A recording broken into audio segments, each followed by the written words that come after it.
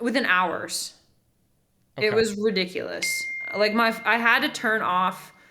I keep most of the notifications on my phone off anyway, but it got to where like, I mean, I called my one buddy that I rode with the next morning, and I said like, I'm not normally bothered by what people say, but Mm, this is getting to me because I can't open my phone without seeing comments like, go back to the kitchen, sell all your mm, bikes. This is why yeah. women shouldn't ride bikes. Um, and a whole lot of things way more obscene than that.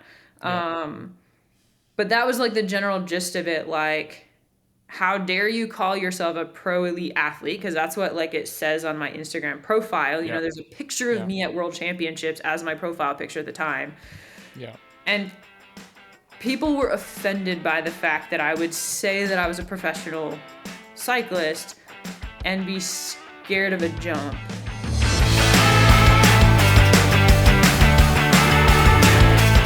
What's going on, everybody? My name is JP, and I want to welcome you here to the Stable Cyclist Podcast, where we meet every other week to talk about bikes, life mentality, and when the moment arises, we will deep dive on mental health.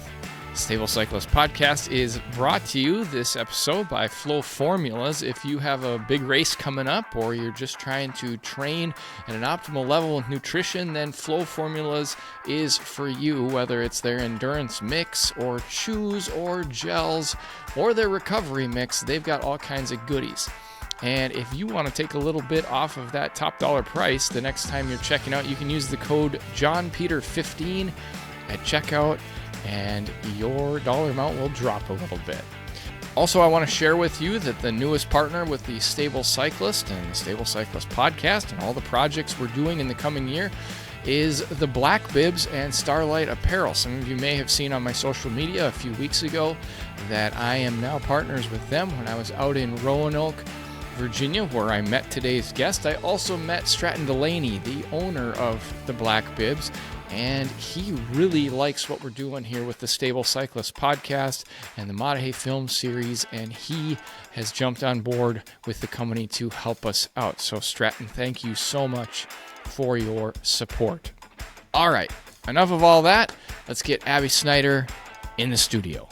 Well, Abi Snyder, welcome to the Stable Cyclist Podcast.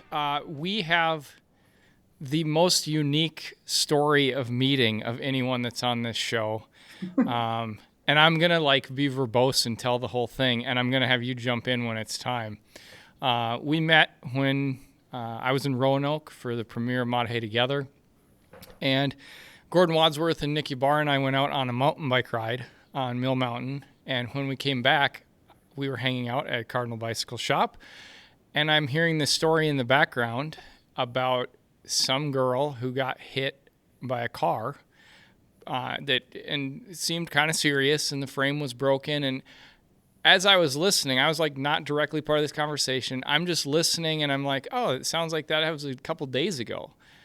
And a few hours later, we're at like the Cardinal Bicycle pre-show gathering, and like I don't know anybody there, and nobody knows who I am, so I'm just kind of like wandering around, and I find this really cool hat that I'm wearing right now, and I go to pay for it, and like I don't know anybody who's working, and you're standing there, and at the time your face is very scraped up, and I'm just like, can you help me? And you're like, well, I'm not working right now, but I'll help you. And I'm not really putting together that you're this person who was in this accident. I don't think you knew who I was at the time. No. I want to know. I was also probably very concussed still, so Okay. wasn't putting together much of anything, to be quite honest. It's all good. Well, then I feel terrible that you went and sat in a theater and watched a movie for an hour and a half in that state. But I want to know when you figured out who I was, and because my part of the story of figuring out who you were comes a little bit later, I think. I feel like I kind of figured out who like you and Nikki were like as you guys were like hanging around talking to Gordon. I like started putting the pieces together. But yeah, when you came up to pay for the hat, I feel like I was just kind of standing there socializing. Someone else that I knew from working at the shop had asked me a question about like bike shorts or something. So I was like, oh yeah, I can see if we have those. Like, that's fine. Um, but yeah, in that moment, I was just like, oh, I'm stuck behind the register and I'm not actually working, but here we are. It's fine. Random guy. Yeah. Yeah. You didn't like totally give me the brush off or anything. You were helpful. So then I got home or I got to the Airbnb I was staying at after all the festivities that night, and I'm scrolling through Instagram, and you had shared like on your story and tagged me in it, and I was like, and then I'm looking through your other story, and I'm like, oh, like that's the girl who had the bike accident, and it was today. Like, what? And yeah, so it was like this crazy series of events, I think, for both of us, where all of a sudden we're like, oh, you're that person. And yeah, nice to meet you. Yeah, same. So here we are. You are from Roanoke. That is where you live and train and do all those things. And as we kind of talked beforehand, Stable Cyclists, we're always looking for stories about kind of life and life mentality and bikes and mental health and how it all goes together. And just in my very quick time, even that night scrolling through your social media, it was very evident, like, you're going to fit all those things. But we always start off with like a zero to hero story, or like I never rode bikes and all of a sudden I was holding a pro license story. So I guess, how does that look for you, and where does, kind of tell us your story, I guess. Yeah, so I actually grew up in Indiana, which does not have mountains. I didn't know mountain biking existed. Like, it just was so far outside of my like knowledge. I didn't think I even knew like the Tour de France existed until I was like well into high school or college, to be quite honest. But I grew up riding road bikes, or riding bikes on the road with my family. We would go ride our bikes on down the country roads to go get like ice cream as a family and then ride back. And so I actually had done some like decent mileage as a kid, and I'm talking like anywhere from like 6 to 12. I feel like about middle school-ish is when I kind of gave it up. I was no longer cool. I didn't have any friends who rode bikes. It was just me and my family, and as a family we kind of got out of it too. But then in college, I was lifeguarding to earn money for college, as one does, and started riding my bike to commute to the pool. Fell in with a group of triathletes, and they're like, you should try a triathlon. Clearly you can swim and ride a bike. And it kind of went from there to working at a bike shop part-time to you should try a crit, and got myself an actual road bike and did a little bit of that. And then years went along, and eventually they're like, you should try a mountain bike race. And I said, absolutely not. I will hit a tree and die. Which now, looking back, like, that's 8 years ago. Yes, I've hit a lot of trees. I just haven't died. But yeah, I tried a mountain bike race. They finally talked me into it. I loved it, and kind of gave up the road cycling and the little bit of cyclocross I had dabbled in, and decided to focus exclusively on mountain biking. And because I lived in the Midwest, like, my first race of any like note was Iceman, which you may have heard of. Like, I still fly back most years to Iceman, not because it's like a race that's really conducive to my skill set, but because it has probably the best atmosphere in mountain biking that I've experienced. Just like, It's party town. yeah, thousands of people all celebrating bikes in what could be absolutely terrible weather, and everyone's just stoked to be there.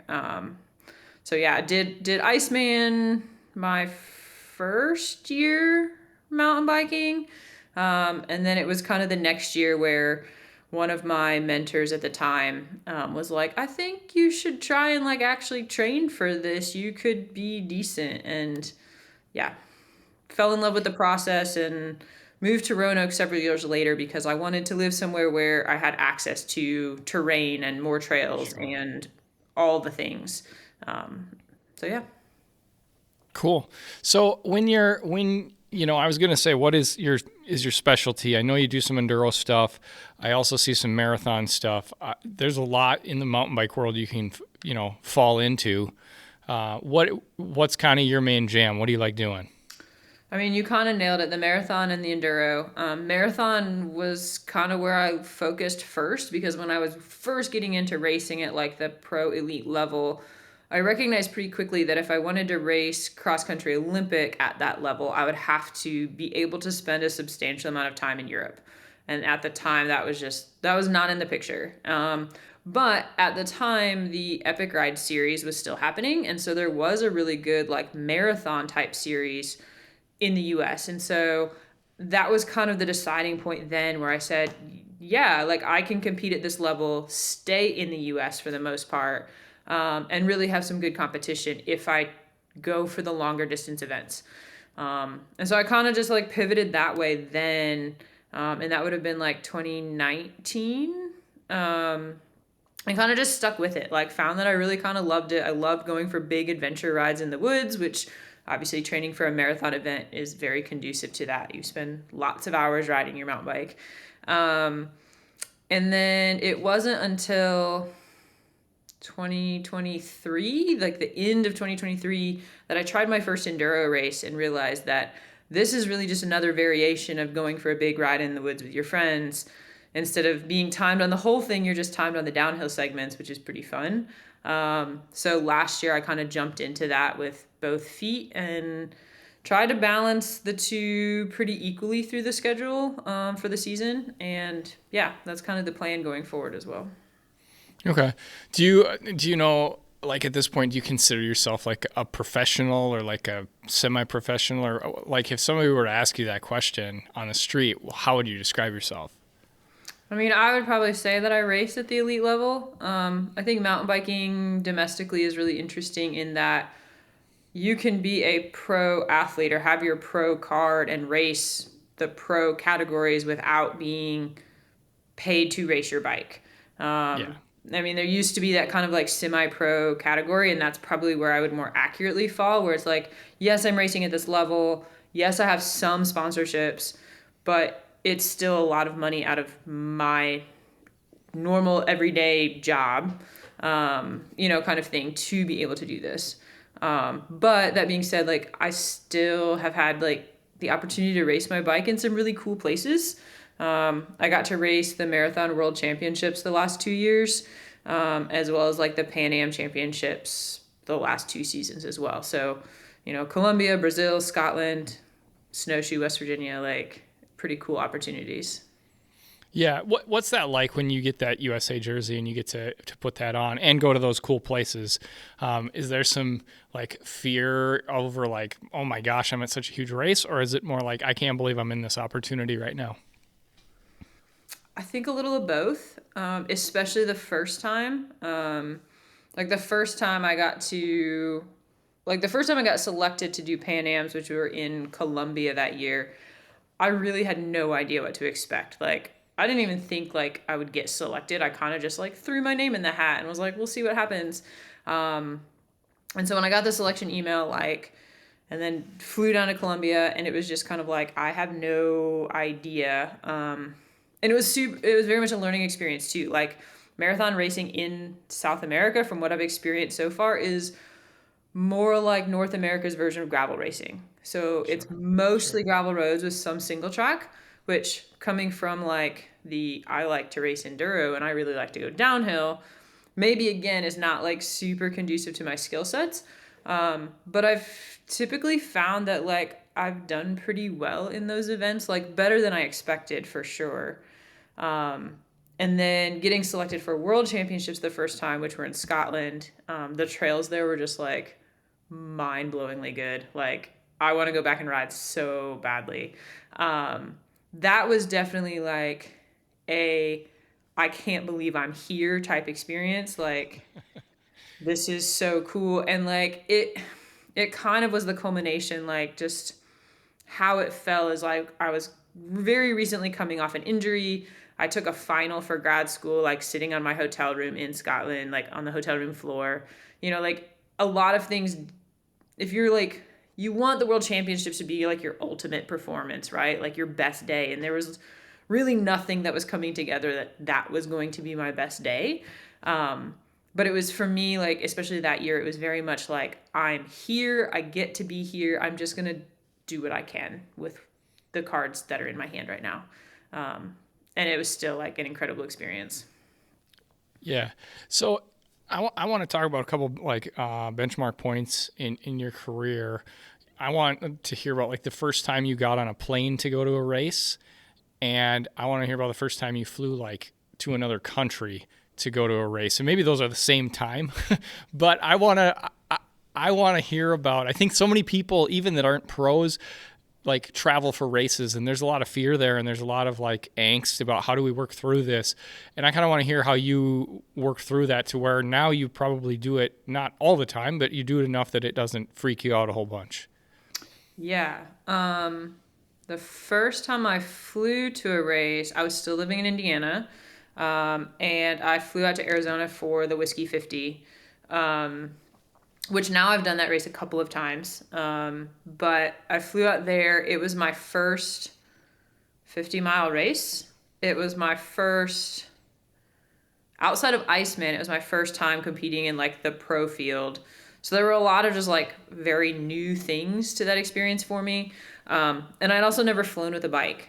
So at that point, I didn't own like a bike bag. I borrowed like a hard case from the shop that legitimately I think was designed before like boost wheel spacing. So like the bike I had at the time, we kind of like smashed in there, and I remember just being like paranoid that like my bike would Of be course. broken because Of I course. smashed the case closed. Yeah. But like it all turned out fine. I did DNF that race for other reasons, but the bike was not broken, and yeah. How about that first overseas trip? So that would have been, well, that's kind of an interesting question because I lived in Tanzania for 4 years before Okay. I ever got into bike racing. Then you When weren't scared of traveling. I was not scared of traveling. And when I flew to Tanzania, I actually flew like an old 26-inch wheel hardtail with me that I had at the Okay. time to use for commuting, just in a cardboard box. So technically, I guess that would have been my first time flying with a bike and internationally, but it wasn't for racing. For racing would have been the trip to Colombia for Pan Am's 2 years Okay. ago now. Yeah. What were you doing in Tanzania for 4 years?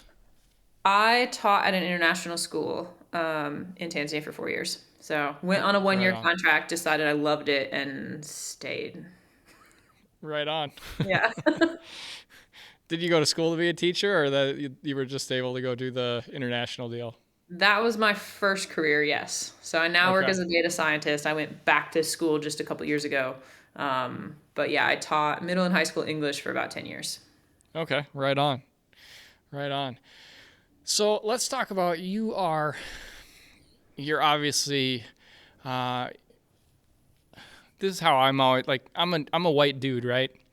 And I always think there's a I coached girls track and field for a long time, for like 15 years. I have 4 daughters of my own, so I care deeply about what's going on in the women's side of sport.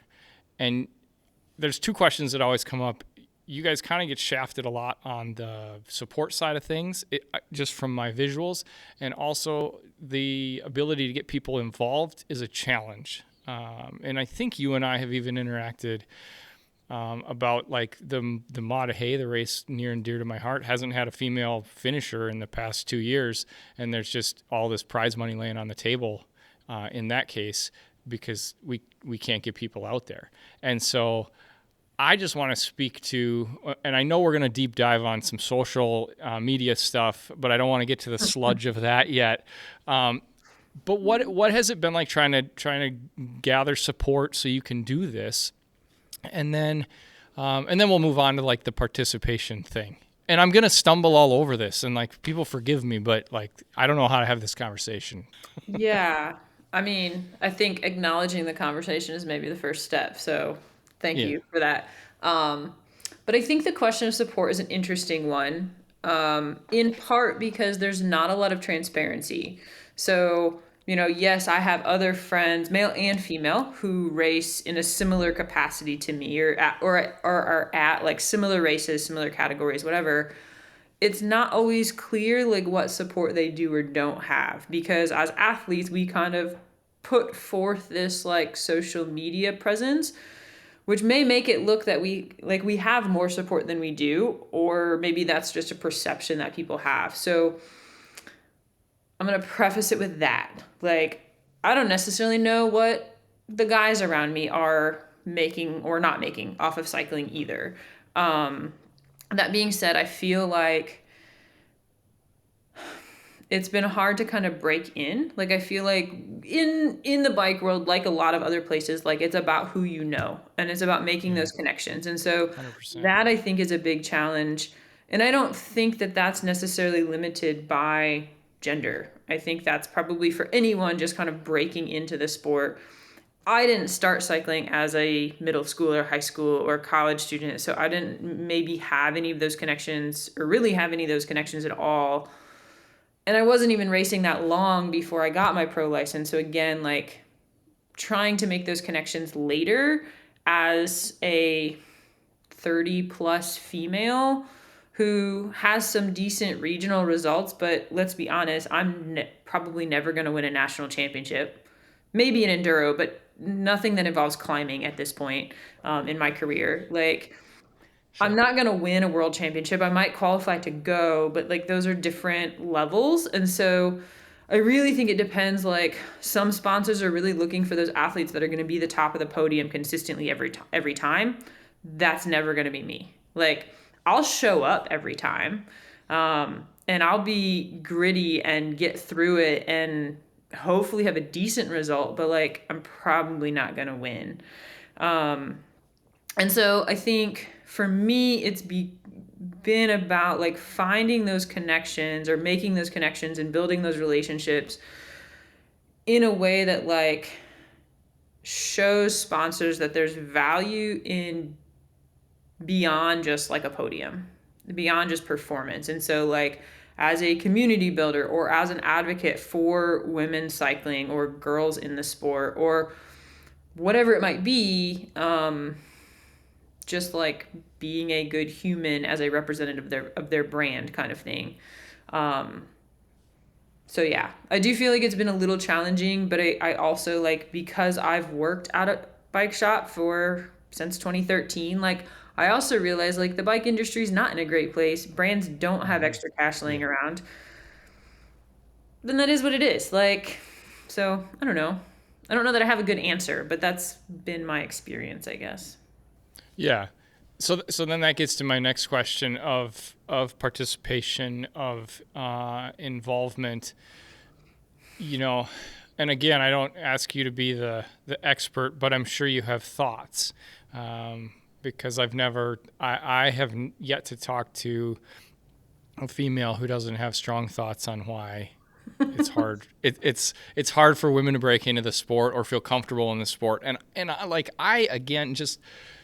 I remember as a dude how vulnerable it felt at my first bike race. And I can't even imagine what it would be like, again, having worked with, female athletes for almost 20 years and with daughters, like how females must feel in that same male-dominated environment. So I've always felt like I have a little bit of an advantage in the sense that I grew up with brothers and I grew up not cycling, but in every other like context, like competing with the guys around me. I was never afraid of that, I guess. Like it was normal to me because that's how I grew up. Like, if we were playing volleyball or if we were literally whatever, like it was usually me and most of my brother's friends and I was just competing with them. So I feel like that sense of like intimidation being the only female in the space is something that I've had to learn to see that a lot of other women do experience, because it was never something that I really felt or cared about. And I think that's really just a factor of like the spaces that I was in growing up. I worked at a bike shop before I ever raced bikes, and like again, like most likely you're one of a few females in the shop kind of thing. And that never bothered me. I still really enjoy riding guys and chasing them. Like the whole like ride with people who are faster makes you faster. Like it's a thing. And I recognize and appreciate that. At the same time, when I attend a race and it's like, I mean, marathon national championships, for example, for the pro elite field, the most women we've had in the last 5 years, I think, is 8. Like 8 women in the country racing pro elite at national championships. And like you go to any like regional marathon event, for the most part, it's going to be similar or smaller. Yeah, 100%. So I think the challenge there is like what I felt there is almost a, yeah, I won state championships, but that why? Like it doesn't matter because there was no competition. You're almost like ashamed of your results because you're like, Yeah, well, that doesn't that's really that's what mean. I was going to ask. Yeah. And that could be at like a regional event. It could be a state event. I feel like at a national event that's less true. Or part of it is where I live too. Here on the East Coast, we don't necessarily have the lifetime events that do draw like those bigger gravel oriented fields. And I also choose not to race gravel. That's another story in and of itself. But like in mountain biking specifically, like there's just not a ton of participation in the women's fields. And I think thanks to NICA, I think the juniors women's fields are definitely growing, which is amazing.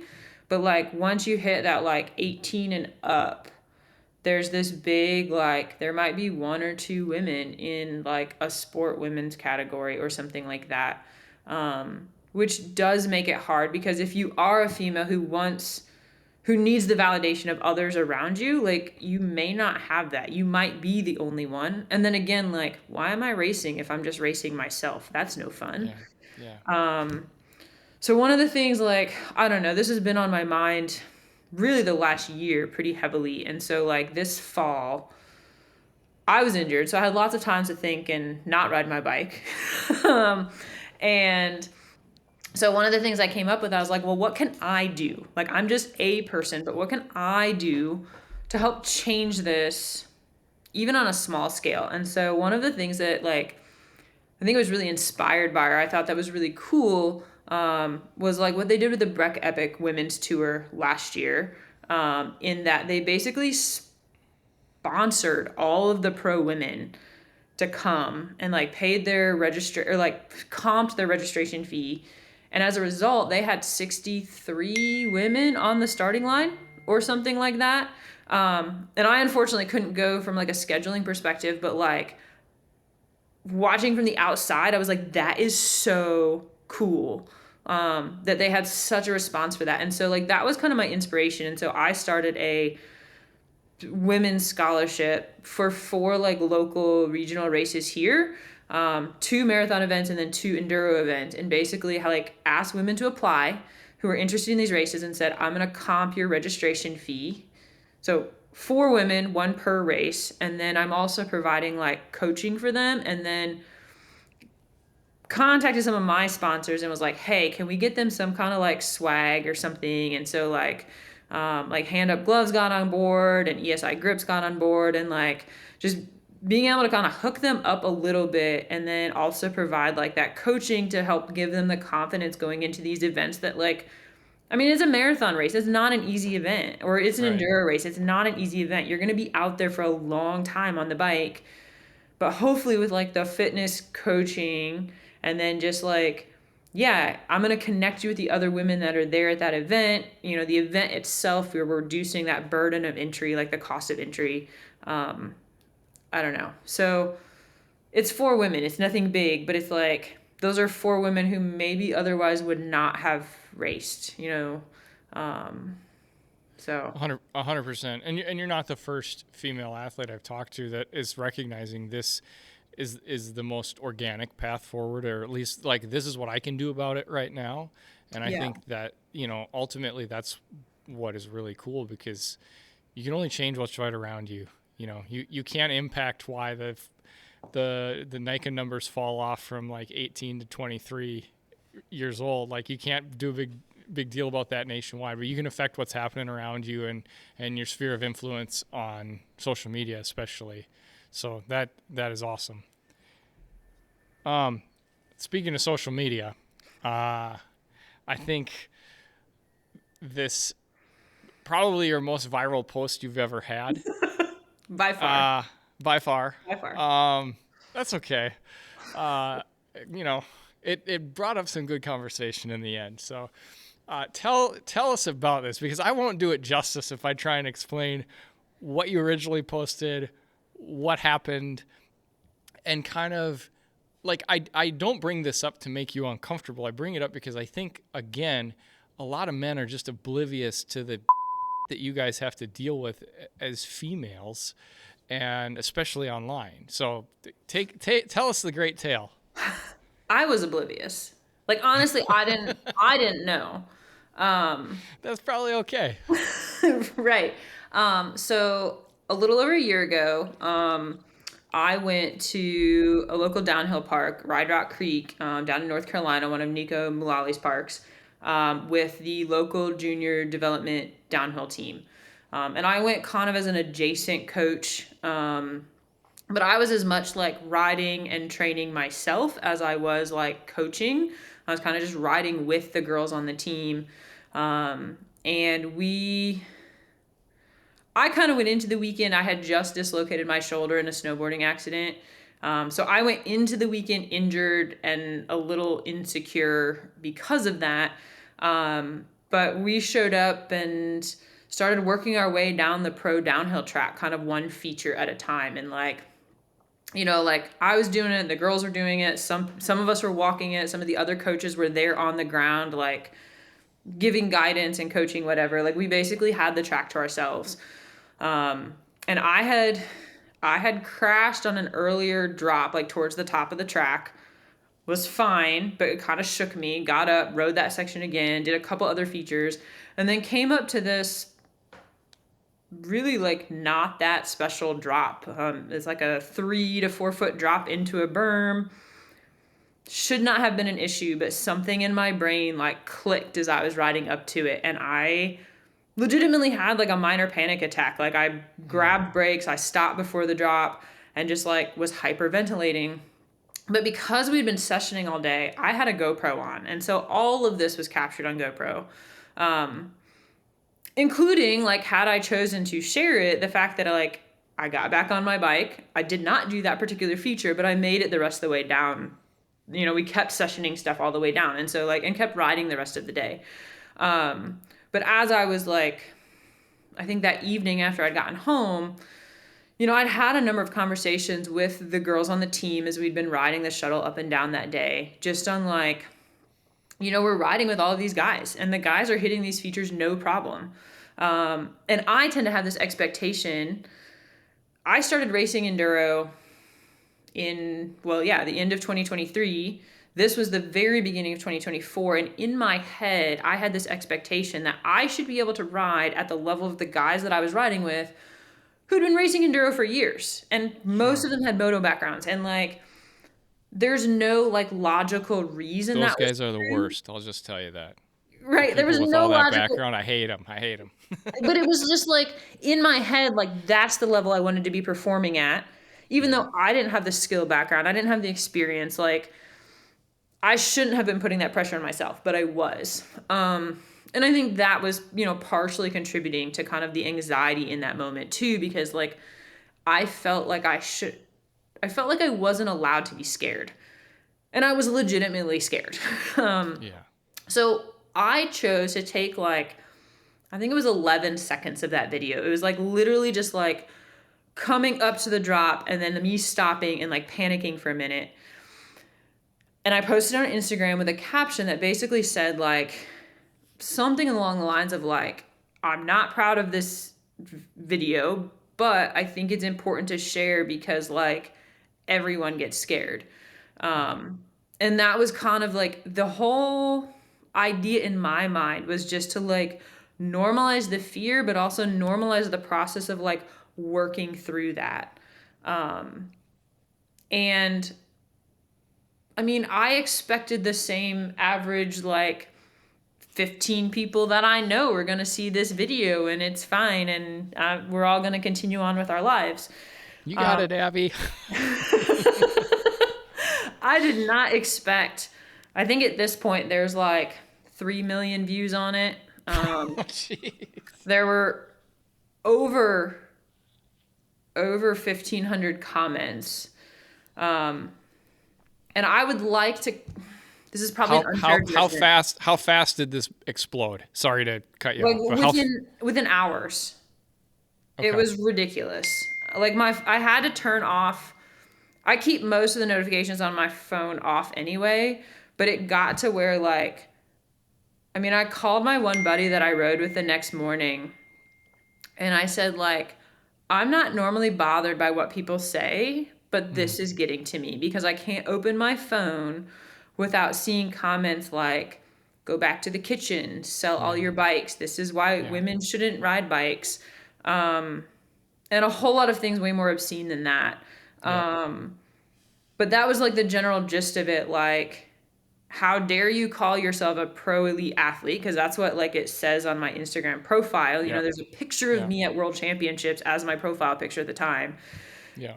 And people were offended by the fact that I would say that I was a professional cyclist and be scared of a jump. Yeah. That in their minds was something they would have done when they were 5 on a Strider bike, basically. And maybe they would have. Like, people have skills that I don't have. Like, that's fine. Right. But it was just shocking to me that that was the common response, I guess. Sure.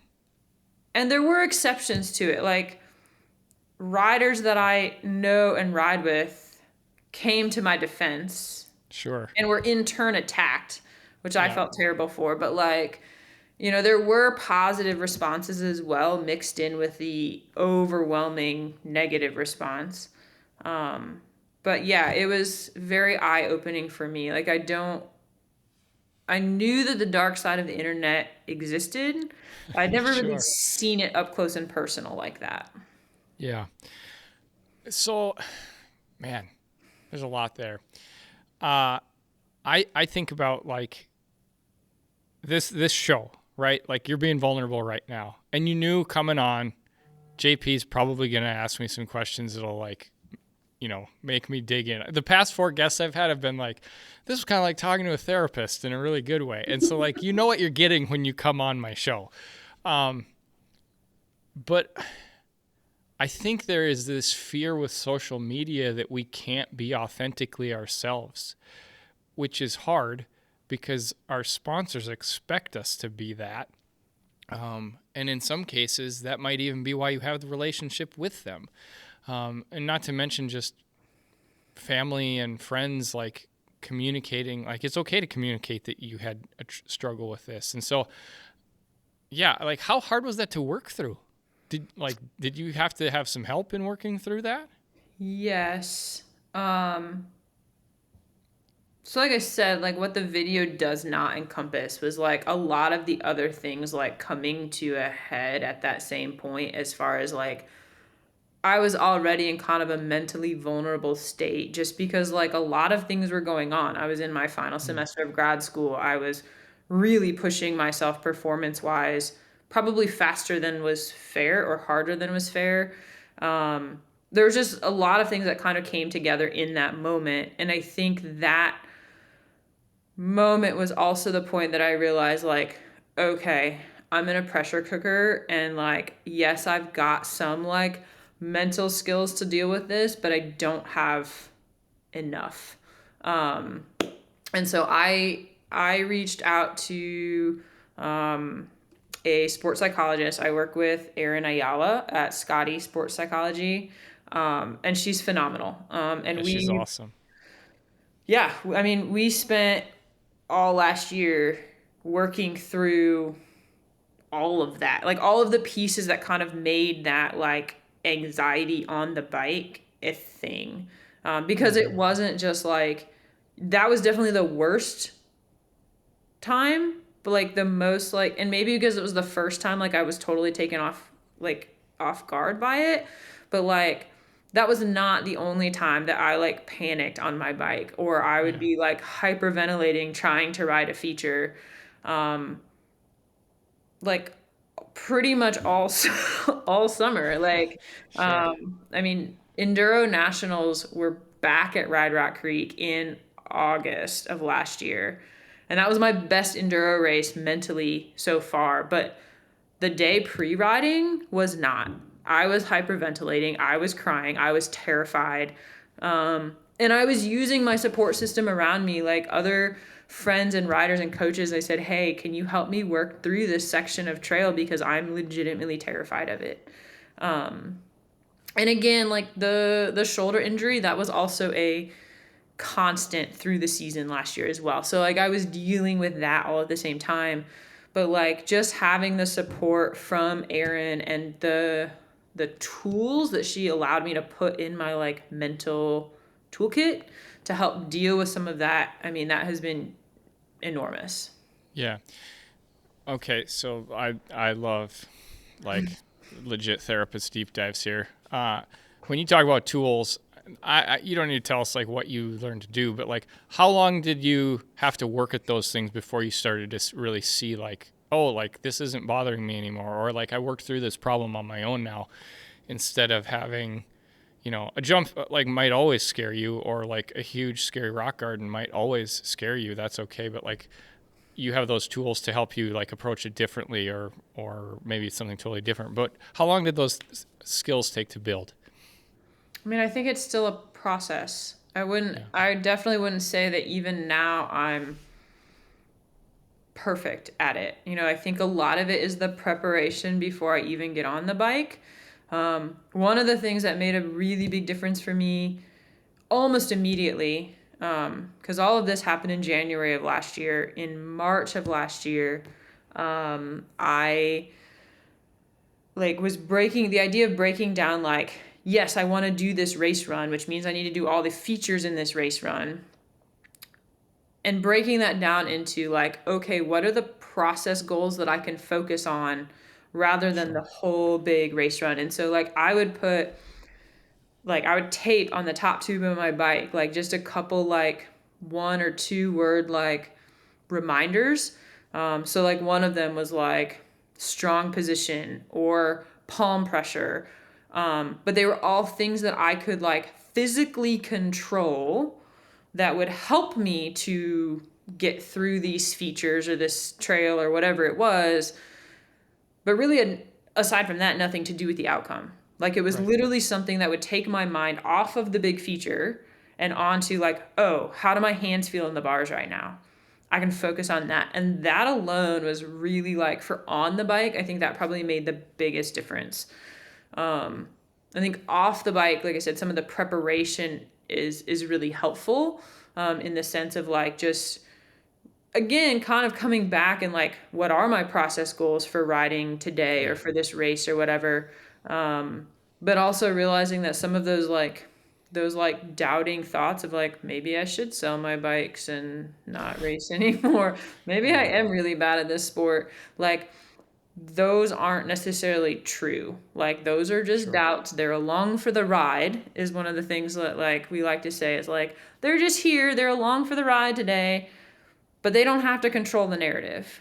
Yeah. I still get to control the narrative. And so I feel like those are some of the tools. But like legitimately yesterday was my first time back on a mountain bike in 5 months after shoulder surgery last fall. And like there was a moment where I was a little bit scared on something on my home trails that's not even technical, that like what happens if I fall over right now? Yeah. But it was fine. I screeched a little and we balanced ourselves and we kept riding and we're fine. Um, That's yeah. Yeah, so it's like it's one thing to learn to kind of be vulnerable on the bike again. Um, what effect did all this have on your like relationships in your real life? Because it may just be social media, but man, it can make us feel terrible, especially when you know 1,500 people are telling us we're crappy at what we do. I have a really amazing community. And I think that like that's been like something that just like comes to the surface again and again and again over this last year and whatever it's been. But I feel like when that all blew up on social media, the people that I knew in real life, and admittedly, a lot of them are white males, probably the same demographic that are typing these ugly things on social Yeah. media. But the men that I know in real life were incredibly supportive and encouraging.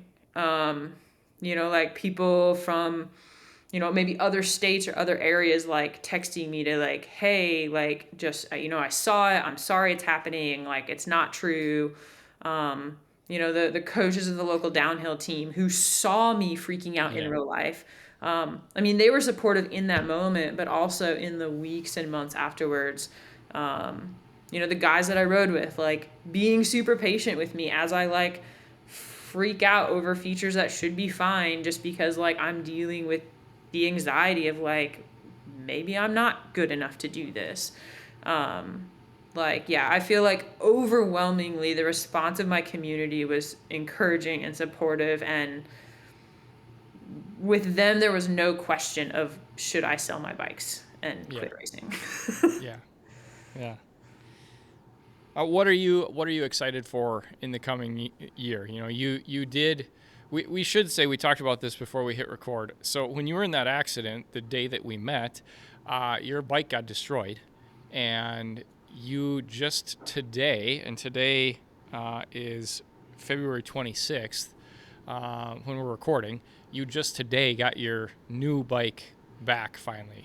Is that correct? Yeah. So go ahead. Yeah, so it's kind of a longer story. So I had shoulder surgery in October. Yep. So I've not been allowed to ride a mountain bike until yesterday. So 5 full months. And it's been a recovery process. So the beginning of January, I finally got permission to ride outside on the road. And then like the end of January, which would have been like maybe a week before you guys came to town for the movie showing, I got permission to ride on gravel, on like my gravel bike. And so that's the bike that I was riding when I got hit. It was on my gravel bike. And yeah, the frame was cracked, handlebars cracked, whatever, like totaled essentially.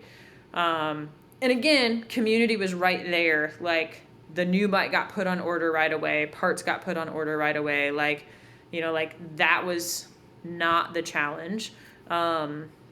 But yeah, so today finally put together the gravel bike.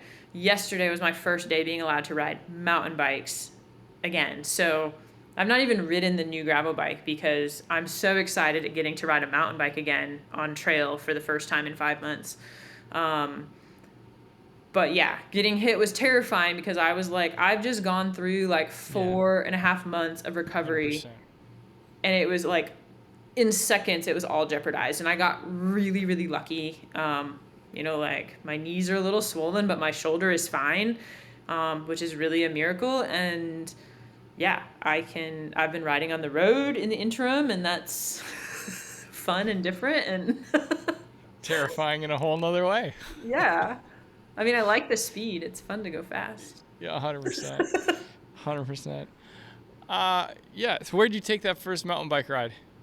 Just on the trails here in Roanoke, Mill Mountain, which I don't know if you got a chance to ride or not, but the trails are like that's right where we in rode town. That day. They're super fun. Yeah. Awesome. Okay, so we're gonna move away from like the super serious stuff at this point. I feel like I've poked away at you enough with that, so we can have some fun now.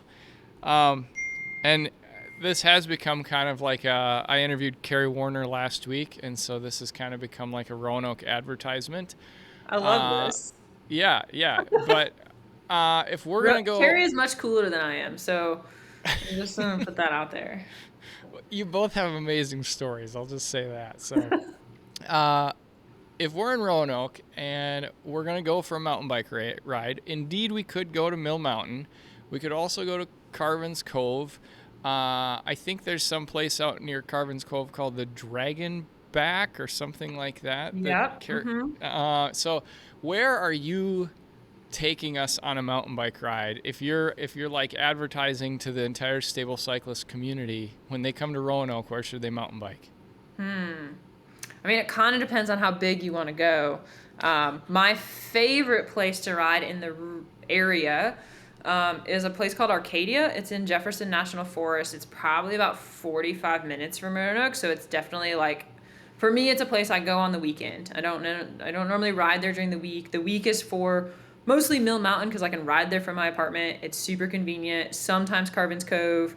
But if I have time on the weekend and I want to go for a longer ride, like 2 to 6 hours, whatever, I go to Arcadia. They're classic Virginia backcountry trails in the National Forest. A mix of like single track and gravel forest road climbs. And then, I mean, even the descents are like really varied. You can have like chunky rocky descents. A lot of the descents are just like fast and almost flowy, in a backcountry sort of flow way. Don't expect berms. That's not a thing.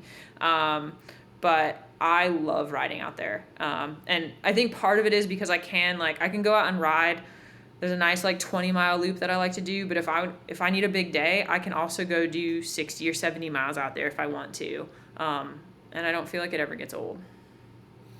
Well, between you and Carrie and Gordon's interview, I think people can put together like a visit Roanoke weekend and have an amazing time. So, okay, let's pretend we're gonna go on a long gravel ride. Yeah, you don't have to race gravel anymore. That's fine. But we're gonna go on a long gravel ride, like a super tour of Appalachia.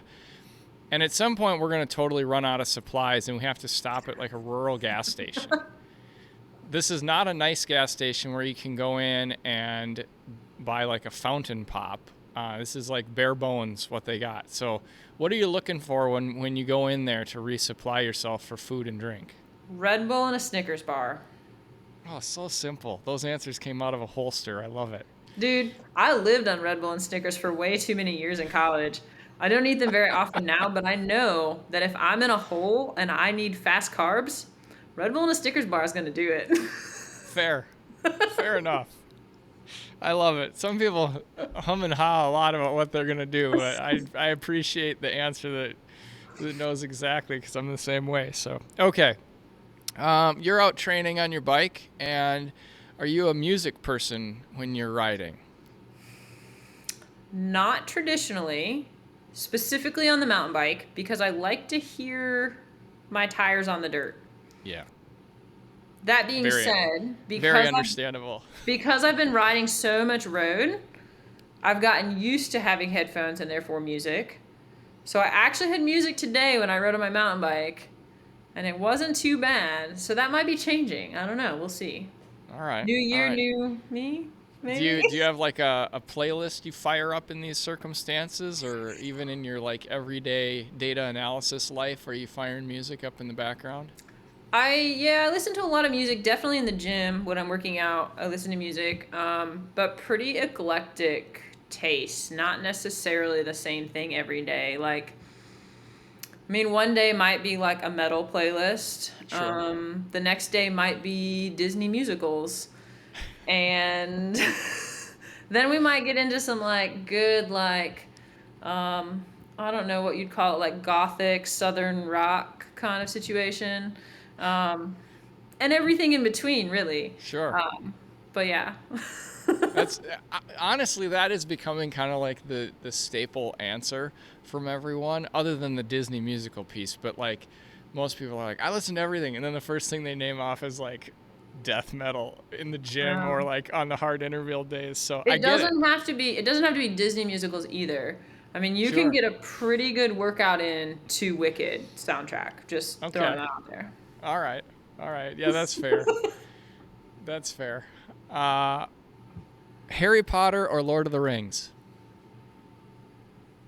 Books or movies? Well, let's. It doesn't matter. Your choice. Well, I think Harry Potter, actually. Okay. I've never seen the movies, but I absolutely love the books. Well, because the movies are always worse than the books, and I love the books so much, I didn't want the movies to ruin them. Fair. Okay. What house do you believe you would belong to?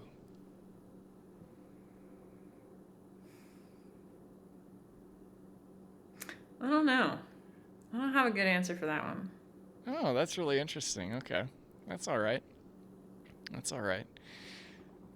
I know someday I'll get like a random message from you that you did figure it out. And, oh, okay. I took one of those internet quizzes. Yeah. I'm in this house. Yep. Let's see. I'm trying to figure out what else we got here for crazy questions. Okay, so let's talk about a race that everybody should do. It could be on the mountain bike. It could be a marathon race. It could be whatever you want. What's a race that everybody should do? I mean, I feel like I have to say Iceman. I already talked about how amazing the vibe was, and you don't have to be an expert mountain biker to do Iceman. It's not technical. Just go ride your bike and celebrate bikes with 3,000 other people in the middle of Michigan. I hear the Traverse City Airport is quite nice and easy to get in and out of. So. It is, and it actually was not that expensive. Flying from Roanoke to Traverse City, you think would be exorbitant because they're two tiny little airports, and it really wasn't bad. Is the Roanoke landing when you come in the roughest in the nation? I mean, it can be rough, I guess. It was something else. I'll just put it at that. So, but isn't it also one of the most beautiful landings in the country? I came in at 1 a.m, so I have no idea. But leaving, it looked really beautiful. So, yeah. No, it was a rough one. So, Abby, this has been awesome. Where can people find you if they want to go see a post with 3 million views or just want to follow along with your story? Instagram is probably the best spot. It's Abi.ridefierce. And then I do have a blog as well that I occasionally post to. Usually race reports, sometimes other things. And that's at ridefierceracing.com. Awesome. I learned something that I didn't know about yet. I got to go check that out now. So, yeah. Well, this is fantastic. Thank you so much for coming on. And thank you. Thank you for being super vulnerable and just kind of sharing a lot about who you are and how you felt and some experiences that have really affected your life. Yeah, of course. Thanks for hanging out with Abby and I today. If you enjoyed the episode, do me a favor and first of all, share it with someone. And second of all, if you could go in and rate or review the Stable Cyclist Podcast and give us a 5-star review, please and thank you. If you're on the listening platforms and if you're on YouTube, please make sure you give us a thumbs up for this episode and hit the subscribe button. Stable Cyclist Podcast is an every other week podcast, although sometimes we do slip in those emergency episodes. And we talk every single episode about bikes, life mentality, and when the occasion arises, we will dive into mental health. Last thing, more important than anything you've heard Abby and I talk about or any of the other information I've given you, as you move into your week, please remember that you are loved.